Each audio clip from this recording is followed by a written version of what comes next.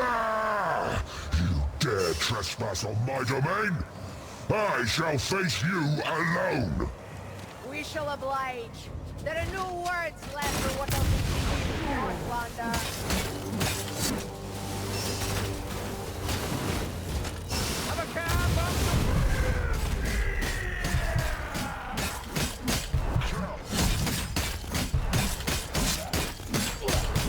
Have a taste of black powder. I'll keep trying to make scorpion eyes.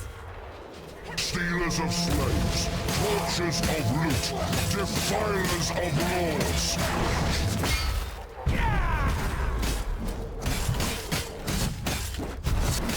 Still standing, young Nicker. My spoils of war, Lord Gulmagak. You will pay for them all. It amazes me that your hat always stays on, Ricky. Is it pinned in place? Lucky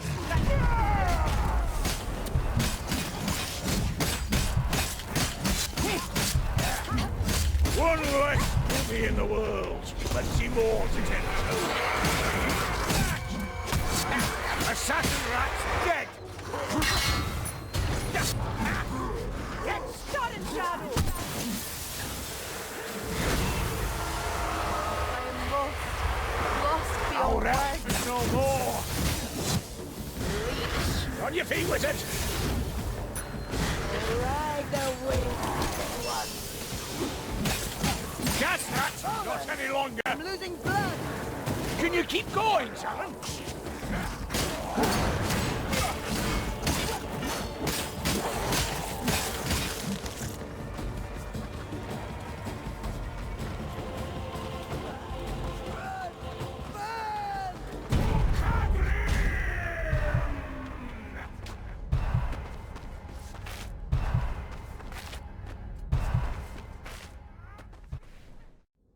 Hey, let me clutch. What's going on, guys? Back on Vermintide 2 today.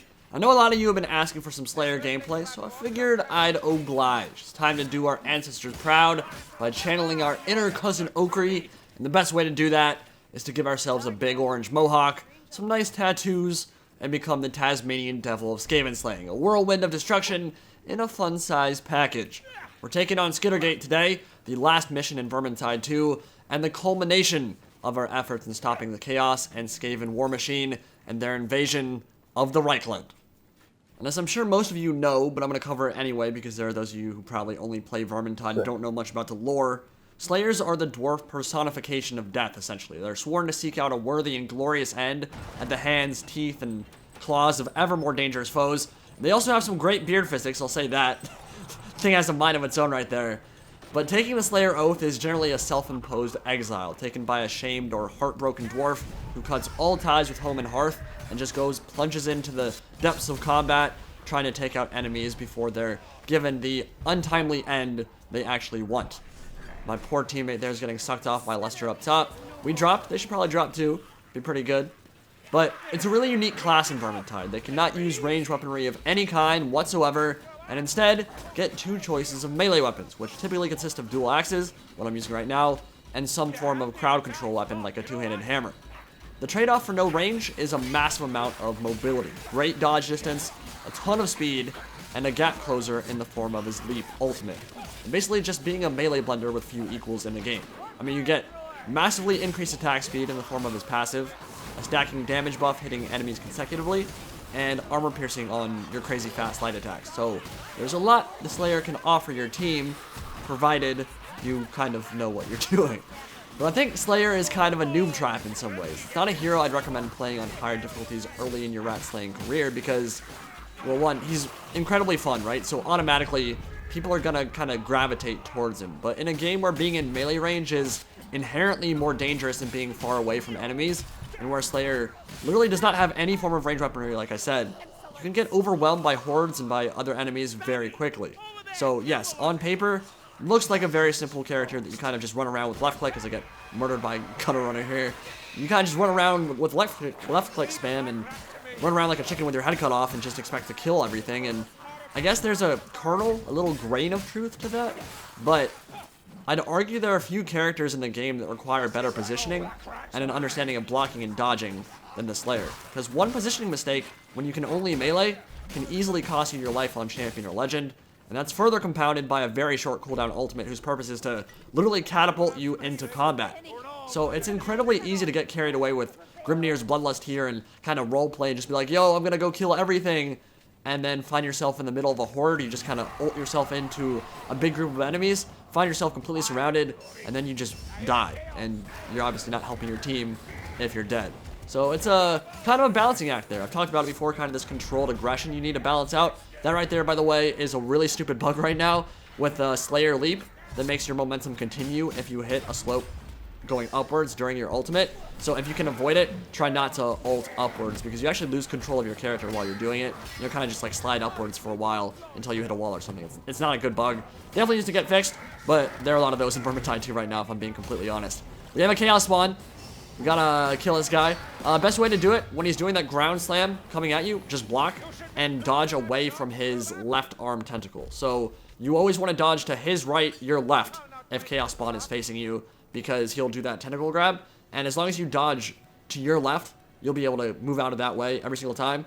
And if you're blocking, you're not gonna get hit. So that's pretty much the easiest way to mitigate the damage. If he aggroes you, just block and dodge. That's really all you should do. Let your teammates do the damage, and then once they get aggro, you can switch.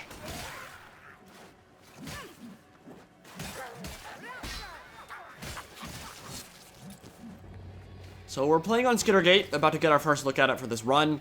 But what the hell is a SKITTERGATE, and why do we want to destroy it?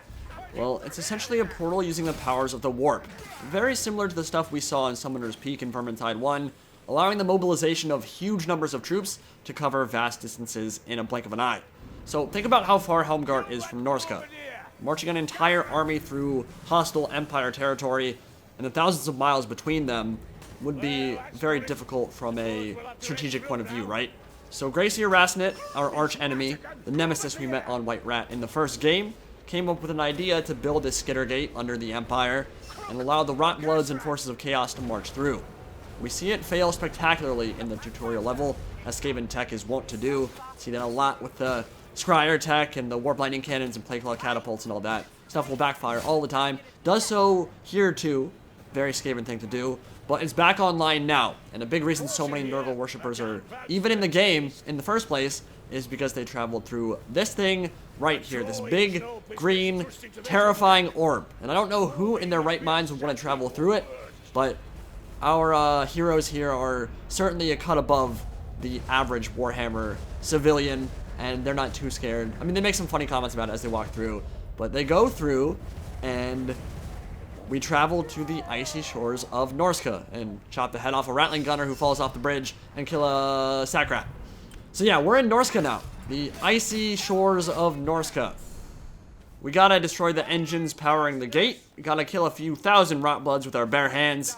Return and face down Rasnet himself in the Underwarrens of the Empire. Shouldn't be too much of a problem. We have a Slayer. I'll block that Chaos Warrior overhead and continue on the mission. It's a really cool looking level, absolutely gorgeous, and I've always been very partial to snow and night maps in general. When you combine the two, it gets real nice. This isn't at nighttime, but more snow is always a good thing. It's one reason why I love Chain of Fire and Cursed Runes so much in V1. And look at that vista right there. Take a look at that Chaos War Camp. There are literally probably, I wouldn't be surprised if they had 50,000 troops at least, probably more. They're a minor Chaos clan, but there's a very famous Warhammer quote that says, "The numbers of Kurgan are more than the stars in the sky." And that's one tribe. The Kurgan are technically many different tribes, but they're one sect, I guess, of Chaos worshippers. So when you think about that, I mean, that's not even an exaggeration. Like, literally, it doesn't make sense from a population standpoint at all, but from a Warhammer standpoint where everything's supposed to be over the top, there are literally millions upon millions of Chaos worshippers in Norska and the Chaos Wastes, and that's why they're such a big threat. And so when you think about that, you think about the fact that they're combined with the Skaven, how many enemies there actually are. 50 to 100,000 Rotbloods isn't such a big deal when you think about it in the scheme of things. But that's still pretty problematic for the Empire, if 50 or 100,000 troops, or however many Rotbloods there are, I don't actually know exactly how many, show up under your feet, like the Skaven, when they've got Chaos Warriors in their mix, when they've got Chaos Spawn, that is a serious issue. So we're going to send this guy tumbling over the edge, and make sure dudes like that, big scary executioners with black hoods and big axes, aren't going to be able to chop up our wonderful Empire civilians. Ah, potions!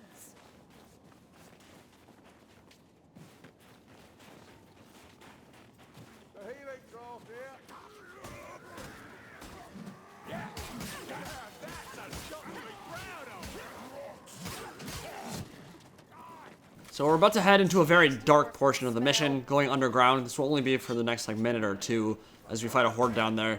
One thing about this game, you'll see that there are, I mean, even in the maps that are very dark, there's a lot of contrast in the game. So you'll have very bright warpstone shiny rocks, or you'll find a bunch of torches, that kind of thing that contrast very sharply with how bright or how dark something is.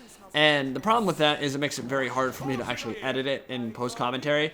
So I'm not going, I mean, I've raised the brightness for this overall gameplay, so this part won't be as dark as it was when I was playing, but on a regular computer, it shouldn't be an issue at all. Like, the darkness, it's going to be dark, but you should still be able to see. For some reason, mobile and phones and laptops, especially, really do not like dark footage at all, so it might be a struggle for you to see this for the next, like, minute or two. Don't worry about it. If you want to skip it, go ahead.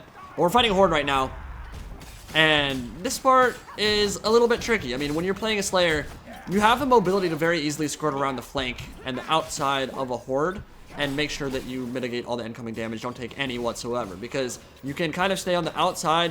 You don't have great range with the dual axes, but what you do have is a ton of speed. So you can quickly chop them down on the sides and block, dodge backwards, and kind of just play around the outside of the horde. But a lot of newer players, and I mean, especially, I mean, even myself, like I have a lot of experience on Vermintide, but there are times where you just get really overwhelmed and you're like, dude, I love this. I feel so powerful, so badass right now.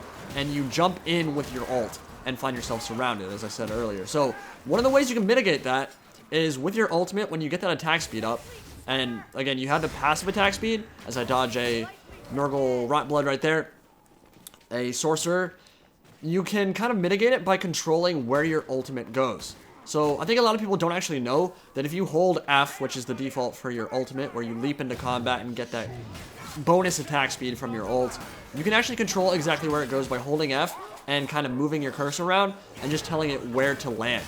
And if you do that, you can actually do it so that you only jump about a foot and still get the AoE control. You can still knock down the crowds that are around you or near your allies, but you aren't jumping yourself into a very scary situation where you're completely surrounded. And you don't want to isolate yourself in this game. That's one of the biggest things, and one of the problems with how many dashes and mobile ultimates there are, is that for newer players, and you learn, I mean, the second you dash through a horde and then go out on the other side and get cut down, you'll learn from it. So it's not such a big deal that Fat Shark doesn't teach players about the ultimates a whole lot, because you kind of learn just by playing what to do, what not to do. But a lot of them really do seem to encourage, hey, let me just jump through this horde, and yeah, now I'm on the other side, and that's fantastic. I'm a shade, and I'm invisible, and I've appeared on the other side of the horde, and now I can backstab and do whatever I want to do. And then a Packmaster shows up out of nowhere and pulls me away from my team, and they can't help me because they're on the other side of the horde, and they have to cut through 50 enemies to get to me. Yeah, that's not a good thing. So this is the same thing with Slayer. It's the same thing with the Zealot ultimate. It's the same thing with Handmaiden Dash. Same thing with Shade, Invisibility. A lot of them kind of seem to encourage you to isolate yourself, and you don't want to do that. Which is why it's so useful to know that when you jump with Slayer ult, you can put it right at your feet, not 50 feet away into the middle of the horde. That's why it's useful with Handmaiden Dash that you can block to cancel it, so that you can still get through a few enemies or put that bleed damage on some opponents or get a little bit of space, but not put yourself all the way through the enemy so that you're completely isolated. Because you don't want to isolate yourself in this game. When you're by yourself, you're dead. It's a team game. There's a reason it's a 4-player co-op game, not a one-man solo army game, and actually, you probably will be seeing some solo games from me at some point. I don't know when I'll get into that. In fact, well, actually, I do. When a mod comes out for this game, modding, I think, mod support is going live in April. So very soon, I believe. When you get the ability to just kill bots right off the bat without having to friendly fire. Because with some of them, like Slayer, you actually can't friendly fire your teammates, so you can't even play solo right now. But once you no longer have to friendly fire your bots, I'm gonna probably do some solo gameplay, because solo gameplay is actually incredibly fun. It's incredibly tense, it's incredibly challenging. I probably won't win any legend solo runs for a very long time, if ever, but it'll be super entertaining to watch. So, regardless, the reason that's fun to watch is because the game is so goddamn hard when you're playing by yourself. When you have no teammates, when you have no bosses, true solo is a blast. Or when you have no teammates, when you have no bots, not bosses. Because you have no backup, right? Like if you get disabled, the run ends right there. But from a pure co-op perspective, there's a reason that you play with 4 people, and that's because your teammates are incredibly important and, I'll say quote-unquote useful. The idea is that your teammates are useful. In practice, they always are. Of course, we've all had some bad situations where we've had teammates who had no idea what they were doing or kind of just wanted to run off and do their own thing. That's fine if you want to play true solo because you're not affecting anybody, but when you're doing that with a group of other people, then you're impacting their enjoyment and their ability to actually complete the mission. So then it becomes a problem. But one thing I haven't talked a whole lot about yet, because I don't actually know what's in the modding kit for Vermintide 2, is the potential for modding in this game. It's just going to be absolutely bananas, especially if you're able to add your own assets, if you're able to create your own maps. There's going to be essentially infinite replayability. Like, if there's actually the ability to add your own maps in the game, add your own weapon skins, add your own custom animations, I have a feeling it's not going to be quite that robust, but if it is, God willing, Sigmar willing, if it is, it will be a glorious thing for Warhammer fans the world over, for Vermintide fans the world over. It's going to add so much replayability to this game. It'll be absolutely insane. Because if you can add your own assets, think about that. I mean, we don't even have to worry so much about DLC. People could easily create Khorne warriors, Khorne berserkers with their own helmet styles and color scheme and different blood red armor, that kind of thing. I mean, I don't know what's possible yet, but at the very least, being able to play without a HUD, being able to play where you can easily kill your bots and go right into a true solo game, it'll be awesome. So shifting gears a little bit here. The reason SKITTERGATE, the map we're playing right now, is so difficult, one of the reasons is because 1, it's really long. 2, there are a ton of bosses and a ton of boss spawns. So there are 2 guaranteed bosses. This guy right here, the Gatekeeper in Norska, who has the exact same moveset as Bodvar Ribspreader, who we already killed in War Camp. And he tries to turn into a Chaos Spawn, but if you kill him fast enough, if you stun him enough, if you stack your stuns appropriately, he never gets a chance to turn. So it would have been kind of cool for me to show off him turning into a Chaos Spawn there, because he literally will just kind of shake himself and stand there for about 5-10 seconds. And if you let him, he'll literally turn into a Chaos Spawn and start fighting like that kind of boss. But we killed him so fast there. Team did a really good job stacking up damage on him and stunning him in the meantime, and he never got the chance to turn. So no Chaos Spawn there, but that's the second boss we've fought. There's another boss spawn that's actually still coming up. It's not guaranteed, but you can get it. So that would be the 3rd boss spawn. And then, I'm trying to remember if in this run we actually fought that 3rd boss or not. But then, of course, you have the guaranteed Gracier Rasnit and his little pet at the end of the mission as well. And I'll be showing that boss fight. And I might let that boss fight actually just play out by itself, because it's one of those ones where you get the full experience when you just hear the game audio and you don't listen to my admittedly gorgeous voice. But yeah, that's why it's hard. It's one of the biggest reasons why it's hard. You can easily get 4 bosses on this map. It's just a war of attrition. Long time to go. Think about, we're 15 minutes into this run or so, and we're about halfway done maybe. So we still got a lot of work to do. Got to make it through this war camp.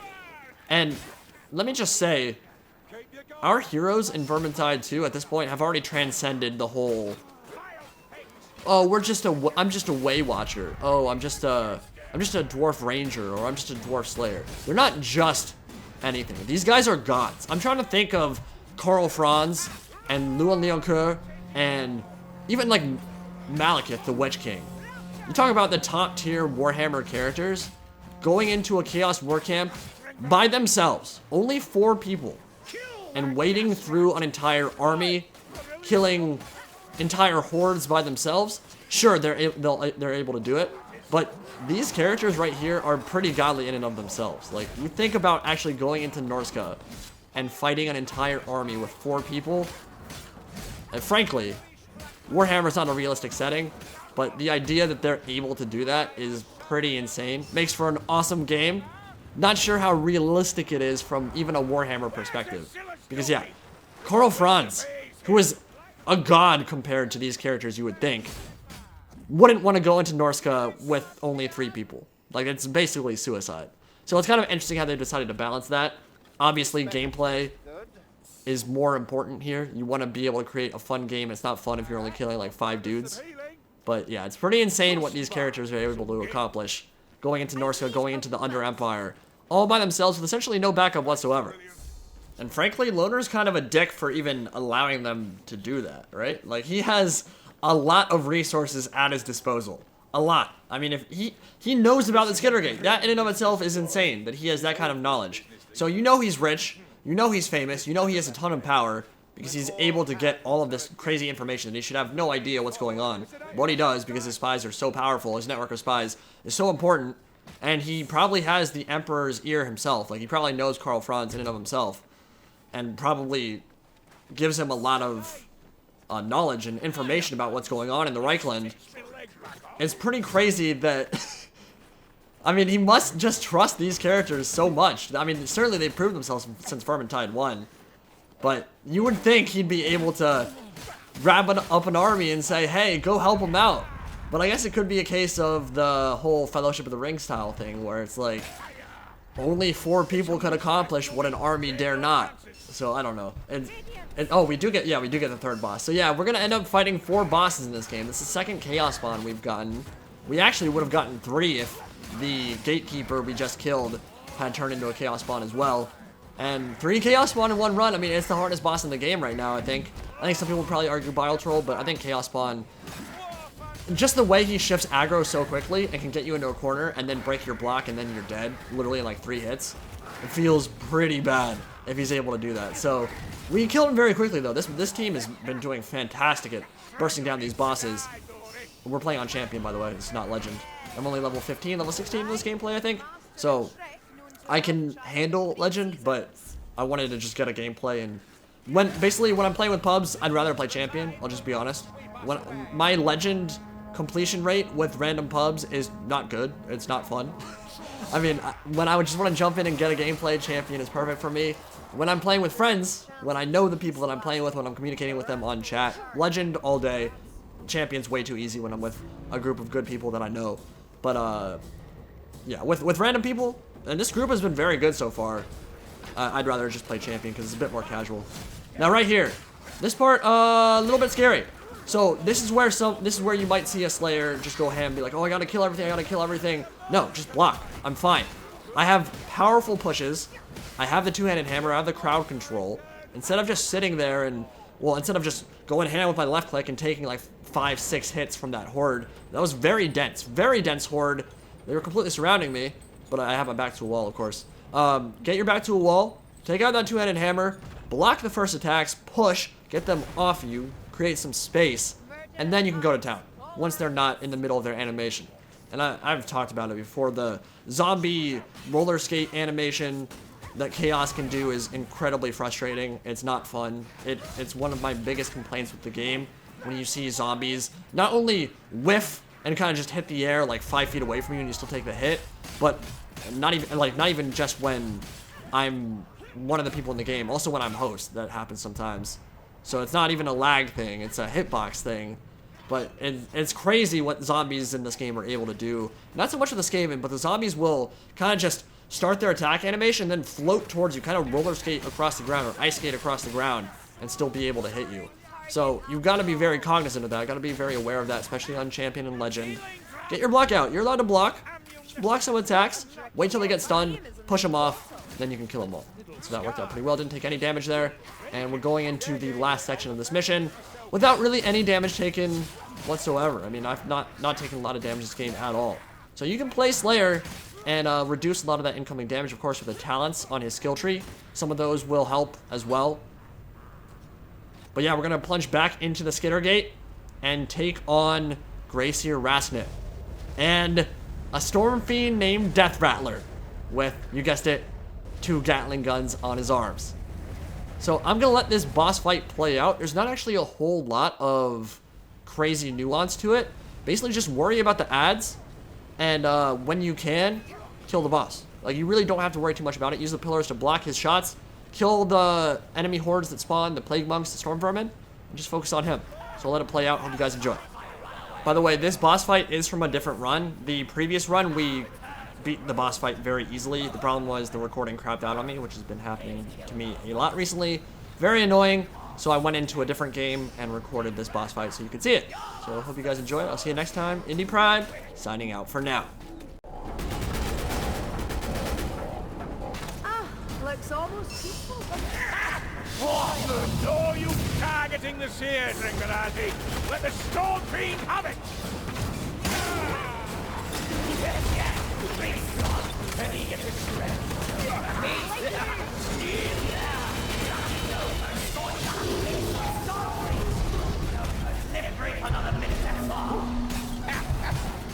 River, shoot them.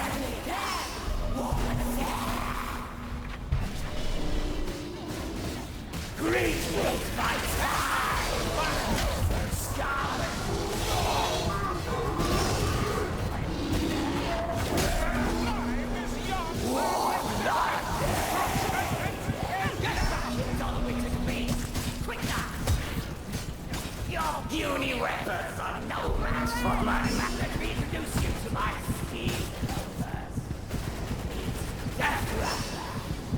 Soon to feast claw on your bullet-ridden body.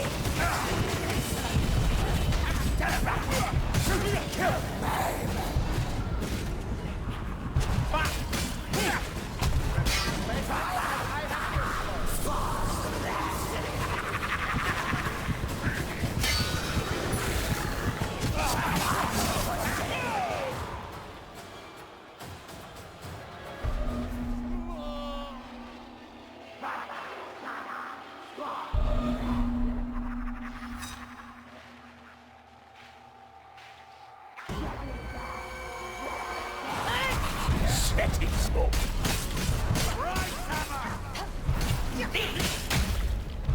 We should stop him from casting those bloody awful smells.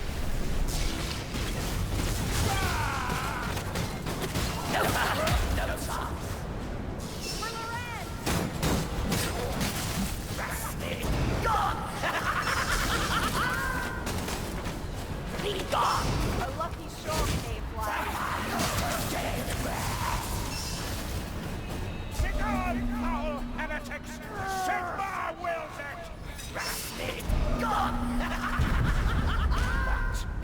Tide comes! Rise up! Full! More living notice! Great rascals! Brother! Mighty rascals cannot die!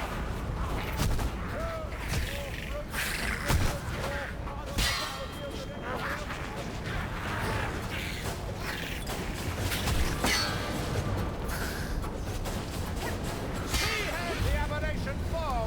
Sigmar is triumphant! The seer's out is no more!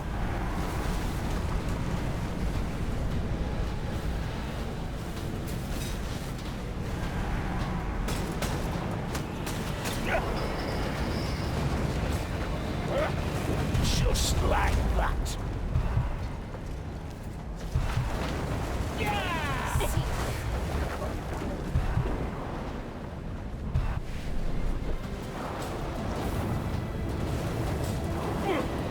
Righteousness will deliver us. Remain stalwart.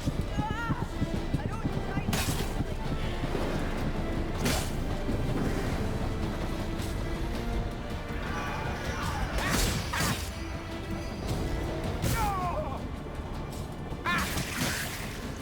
Up, Grimgate, up! Fall back! I smite your heathen